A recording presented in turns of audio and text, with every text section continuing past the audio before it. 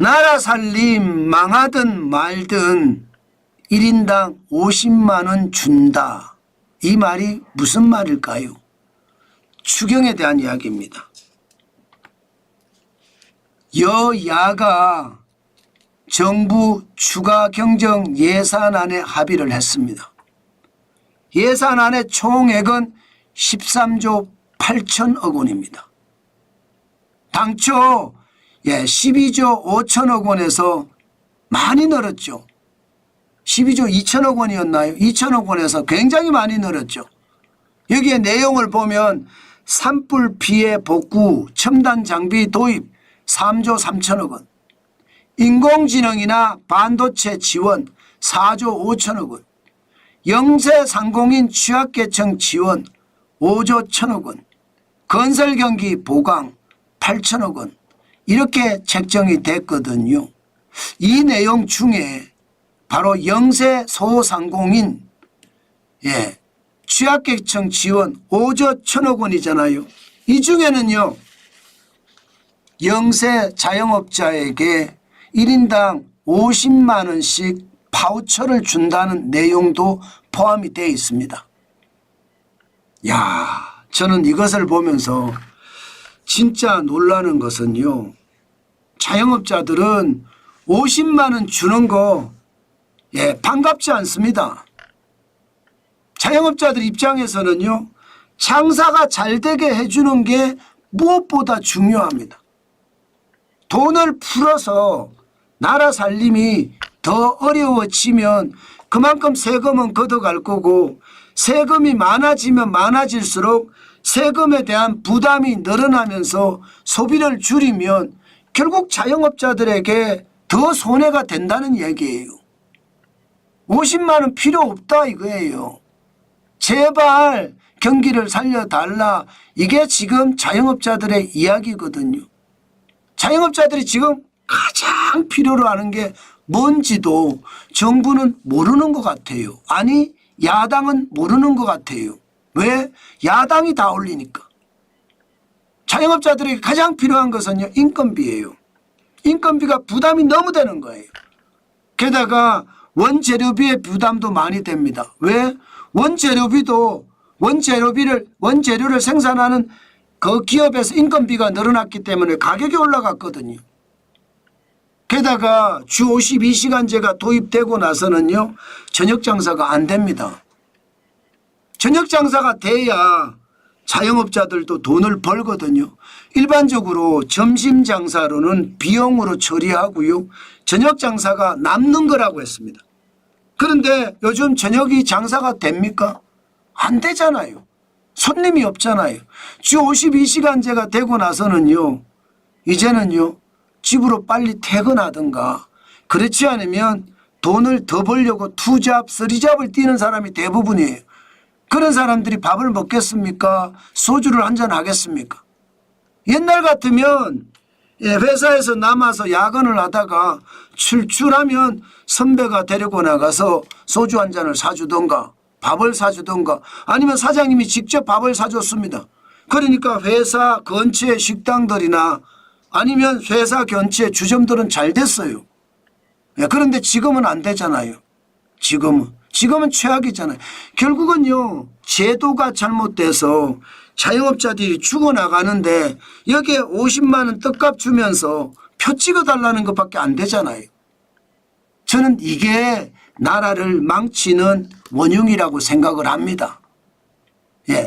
산불 피해를 위해서 돈을 뿌리고 인공지능 반도체 지원을 위해서 돈을 뿌리고 건설 경기 보강을 위해서 돈을 뿌리고 돈을 뿌리는 게 저는 결코 능사라고 생각하지 않거든요. 산불 피해 복구는 해야 되겠죠. 그래서 최소한의 추경을 해야지 이렇게 13조 8천억까지 추경을 해가면서 지금 나라를 더 어렵게 만든다는 건 그만큼 말입니다. 정치권들이 능력이 없고 무능하다는 뜻입니다. 여러분도 알다시피 돈 뿌리는 데는 자신 있어요. 문재인 정부 때 154조 1천억 원이나 뿌렸어요. 미친 거예요. 미친 거. 경제를 완전히 망친 장본인이 문재인 대통령이에요. 저는 그 사람은 가만히 있어야 된다고 생각해요. 나라에 죄를 진 거거든요. 국민에게 죄를 진 거거든요. 그런데도 불구하고 자꾸 입을 놀리는 걸 보면 진짜 안타깝습니다. 돈 뿌려서 경제 누가 못합니까? 그런데도 경제를 다 망쳤잖아요. 지금 보세요. 얼마나 망쳤는지. 돈 뿌려서 망친 거 보면 지금 장난이 아니에요. 문재인 정부 때 나라 예산이 얼마나 올랐는지 보세요. 2018년 7.1%, 2019년에 9.5%, 2020년에 9.1%. 그야말로 문재인 정부 5년 동안 8.5%씩 계속 올렸어요. 나라 예산을. 여러분 매출이 8.5% 올랐습니까? 여러분 소득이 8.5%씩 매년 올랐습니까? 아니잖아요. 그런데 국가 예산은 계속 올려요. 그러면 그만큼은 어떻게 돼요? 그만큼은 빚이 되는 거예요. 빚이 되니까 적자투성이. 문재인 정부 때 보세요. 2020년에 관리재정수지라는 게 이게 순나라 살림 지표거든요. 112조 마이너스 112조. 2022년에 117조가 마이너스고요. 나쁜 사람들이죠. 돈 풀어서 빚내서 계속 썼다는 거잖아요. 빚내서. 그리고 지금은 대통령을 하고 나서 경호원들 몇십 명씩 데리고 호의호식하고 앉았잖아요. 반성하고 반성해도 모자란데 호의호식을 한다는 게 너무나 안타깝잖아요.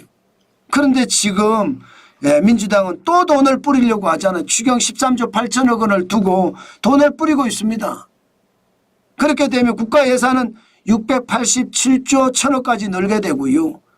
관리재정수지는 이제 86조 4천억까지 적자가 납니다. 난리가 아닙니다. 이 정도면 나라가 완전히 개판이 됐다는 뜻이에요. 부채요? 부채 감당이 안 돼요. 2025년 올해 1281조 2천억 원의 부채를 집니다. 그만큼 말입니다.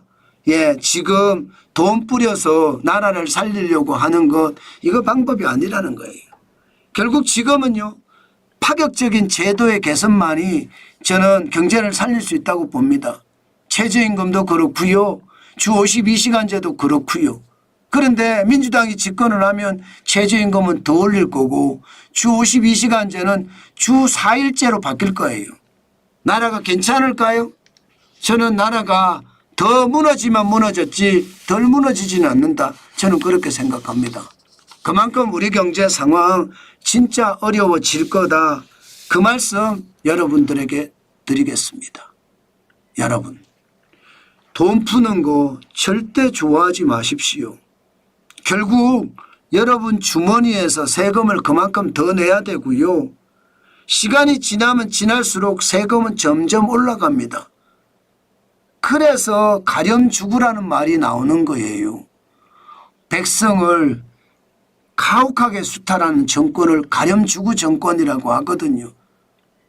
저는 여러분 돈 주는 거 너무 좋아하지 말란 말 오늘 또 한 번 여러분들에게 강조해 드립니다. 제발 일본 사람들처럼 돈으로 표 살려고 하느냐. 가장 강력하게 퇴출을 시켜야 됩니다. 스위스 국민처럼 말입니다. 기본소득 준다고 할 때 너네가 왜 나한테 기본소득을 줘? 주지 마. 이렇게 강한 국민성이 나와야 돼요. 그만큼 말입니다. 대한민국은 지금 국민이 변해야 나라가 변할 수 있다는 것 오늘 다시 한번 말씀을 드립니다.